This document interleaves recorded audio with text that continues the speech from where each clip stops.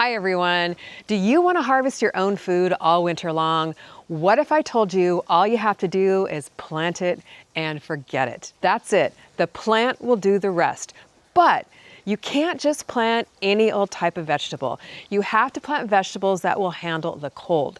In this video, I'm going to show you the 5 easiest vegetables that are cold hardy that you can plant now in the fall and forget about them all winter long. These vegetables don't need a lot of hand-holding or extra attention, but they'll still give you fresh food to harvest even when it freezes. Sound good? Let's jump in. Now the first plant it and forget it crop is the most cold hardy, and that is sorrel.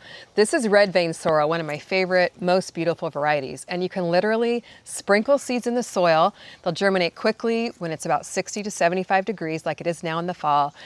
It'll grow, you can harvest it in about a month or so, and you can forget it over wintertime because this one is tough as nails. It survives temperatures as low as -20 degrees and even comes back again in a lot of climates in the spring if it dies back in the winter. So definitely a great plant it and forget it crop. It does double duty because it's also heat tolerant as well. So if you live in a southern climate, you're still getting warm temperatures, it's definitely a good one that you can grow all year round. I've got these seeds in my heat tolerant green seed collection. You're going to definitely want to grow this as a good plant it and forget it crop over the winter time. Now I love to just snip the lower leaves here on the sorrel plant. Sometimes it grows so fast in the summer it does get a little bit overgrown, but you can snip the bottom leaves, leave the top ones to grow, and it's really a cut and come again plant, so you can be harvesting harvest after harvest after harvest. Even if the plant freezes, it will survive and you can still come out and harvest your fresh greens even in the cold temperatures. The key, you've got to plant it now while the temperatures are in between 60 and 75 degrees. It'll germinate in about a week or so. It gives the plant a chance to get the roots established before the cold weather sets in so it can survive the freezes. Now talk about a true plant it and forget it crop. These are bunching onions. I've had them here on my shelf all summer long, have totally forgotten about them, haven't even watered them at all, and guess what? They're still alive. So this is crazy. Bunching onions actually, the tops actually are cold hardy to about 20 degrees and the roots 0 degrees. They add such a nice flavor in the winter to your soups and your salads. I can actually plant these right in my garden bed. So let's go down below. I'll show you where I have some growing and we'll get these planted too. Come on. Now, bunching onions are not like regular onions. They're actually small little scallion or green onion type of vegetables that grow in bunches. So the beauty of this is they only take about 60 to 70 days before you can harvest them, or even less for baby onions. Now the cool thing is you don't have to pull the whole onion up to harvest it if you don't want to. They can do double duty because you can actually just snip the tops and then snip them into your food. They will regrow and keep giving you harvest even over the winter time because remember, they are cold hardy, the bulbs anyway, down to 0 degrees. So it's pretty crazy. And they're super easy to plant either from the transplants that have been sitting on my shelf all summer long. They don't need a lot of water. In a cold climate, the snow and the rain will be enough to hydrate them. In a warm winter climate like we are here in Southern California, you will need to water them about once a week if you're not getting rain. Look how dry and crumbly the soil is. These plants are virtually indestructible, so you can still get harvest from them. Even in the wintertime, the green tops will kind of poke out from the snow. So I'm just going to pop my little transplant in the ground here real quick in my raised bed. And bunching onions are so easy to plant right now in the fall. You actually plant the seeds in bunches now. So you just take a pinch of seeds, poke a hole in your garden bed. My strawberries will be dying back pretty soon, so it'll have a little bit of space for my bunching onions to grow. You literally just grab a pinch of seeds, drop them into the hole, cover it up, and that's it. And you'll be harvesting them in about a month. Now again, important to get them planted now during the slightly warmer fall months. So you get them established before that frost hits. And you can snip them for soups and salads or fresh toppings for baked potatoes. It's basically a bottomless snack that you can snip all winter long. The next easiest cold hardy vegetable are mustard greens, but you gotta plant these now. They germinate so quickly in about 4 to 7 days in 60 to 75 degree temperatures. So do it now and you'll be harvesting baby mustard greens in about a month. I'm not kidding you, they grow so fast. In fact, I just started these mustard greens inside last week because it was so hot outside. They germinated beautifully in about 4 days, and look at them, they're already about an inch tall. So what I love to do in the fall to prep for winter is make myself a little container salad station. So here I've got a couple of different kinds of mustard greens. The beautiful scarlet frills, I love these. I mean, mustard greens, there are so many different kinds that you can plant to add variety and flavor to your winter salads. These are cold hardy too, down to about 20 degrees. So you're good, you're covered if you're in a northern area, unless you get colder than that. In that case, you can cover them with an old quilt or a frost blanket of some kind to give them a little bit of extra protection from the cold. And here I have the tatsoi or spoon mustard. So you can see the wide variety of beautiful greens that you can plant now in fall and still be harvesting your delicious garden fresh salads all summer long. And I do have mustard greens in my fall garden seed collection. And by the way, I am running a flash sale on all my seed collections, 50% off with the code PLANTFAST. So you can get your seeds planted in time to harvest during the winter time. And mustard greens truly are a plant it and forget it crop. You simply take a pinch of seeds, sprinkle them in the soil.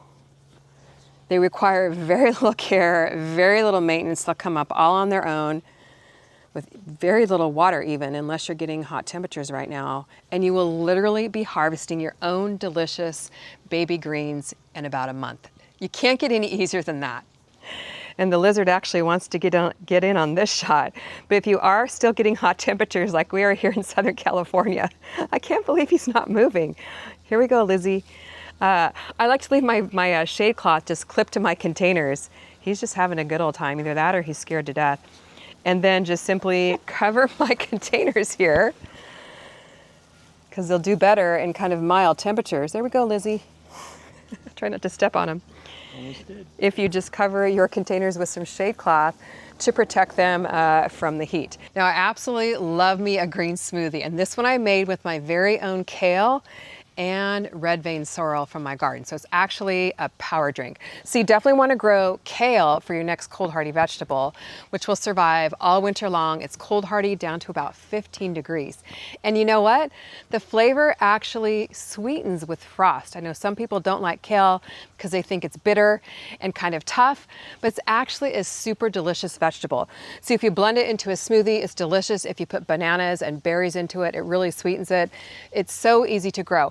This is one of the gorgeous varieties called dinosaur kale or lacinato kale. It's a nice tall variety, kind of thinner, slender leaves like you can see. And this is another cut and come again crop, which is really nice. I've been growing this kale in this particular area in my garden bed. It doesn't even get a lot of sun. It's been growing here for about 2 years. So you can grow it as a perennial in southern climates. Pick the leaves off the bottom, it keeps on growing. You can be harvesting kale for years. So in super cold climates, it's gonna be more cold hardy if you can really thickly mulch the plant at the bottom. You can see here the leaves from my magnolia tree have just fallen down in here and really served as a great cover for mulch, either to keep the plants cooler in the heat or to keep them warmer in the cold.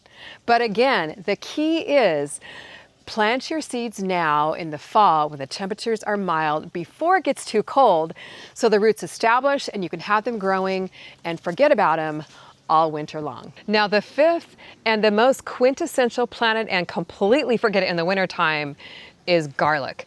Now I've got some garlic growing here that I actually completely forgot about again all summer long.